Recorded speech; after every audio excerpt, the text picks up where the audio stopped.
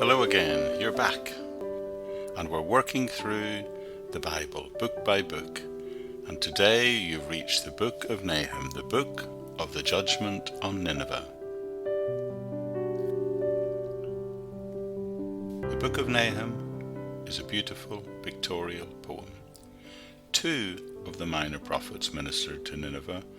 One was Jonah, the other Nahum. Nahum chapter 1 verse 1 says this book is the vision of Nahum. All that is known of him is what is said about him in that verse, so very little is known of him. It does not tell us who his father was or who the king was when he lived. It only tells us later of his town. There's no mention of a king in the opening verses, but there are several clues to the book's date. Nahum chapter 3 verses 8 to 10 refer to the fall of Nahum, what we would call modern-day Thebes, in 664 BC. On the other hand, Nahum is seen to predict the fall of Nineveh, which took place in 612 BC. Therefore Nahum must be placed somewhere between 664 and 612 BC. Nahum, we know, was restored a decade after its defeat, and Nahum's failure to mention this has led many to reach the conclusion that Nahum was written probably slightly before 654 BC. Jonah preached in Nineveh around 760 BC, and the city was converted, but evidently that revival did not last. By the time of Nahum, this is probably about 600 BC, Assyria had reached this peak of its prosperity and power under Ashurbanipal. Nineveh had again become the mightiest city on earth, with walls described as being 100 feet high and wide enough to accommodate 3 chariots riding abreast. A moat 150 feet wide and 60 feet deep surrounded the walls. Nineveh must have appeared impregnable. Thus Nahum's prophecy of her overthrow must have seemed unlikely indeed. The book is about Nineveh. Some might say it is even a prophecy against Nineveh, but technically it is written to Judah. Nahum chapter 1 verse 15 confirms that. Well, most of the short book of Nahum is concerned with the coming judgment of Assyria, and in particular with the destruction of its capital Nineveh. The Assyrians had been cruel enemies of Israel and Judah, but Nahum saw that the day of judgment for them was now approaching. The subject is that coming judgment on Nineveh. In the first verse of his book, the message is God will confront his children by informing them that he is going to judge those who hurt them or persecute them. The first purpose of Nahum is to condemn Nineveh.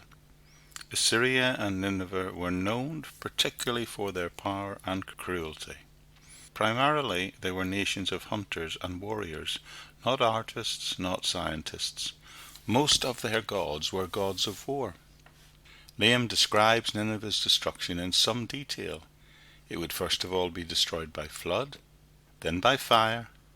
He also talks about how the temples and the images would be profaned, and that the city would never be rebuilt, and that the leaders would flee, and that even the fortress around the city would be captured. The gates would be destroyed, it says in chapter 3, and following a lengthy siege and frantic efforts to strengthen its defense, it would fall.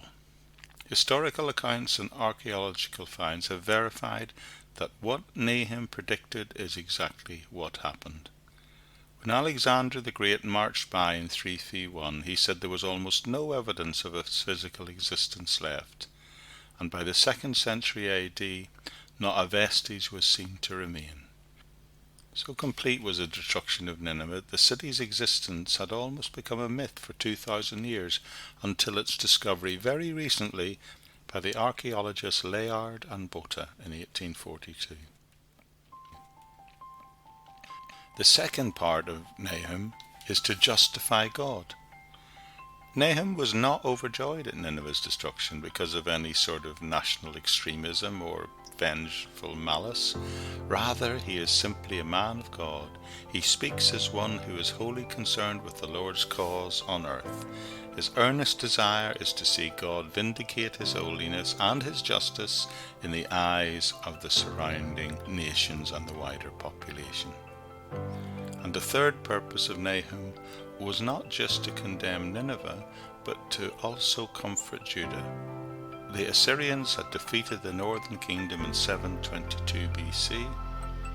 Judah had escaped at that time, but Assyria was still at the height of its power. The question in the mind of the Jewish people was, would Judah be punished too at this time? Would Assyria conquer Judah? Nahum, in that sense, brings them good news of a different history. So in summary, Nahum the prophet pronounced judgment on Nineveh, to vindicate God, but also to comfort Judah, which tells us that God comforts his children by informing them that he will ultimately judge those who hurt or persecute them.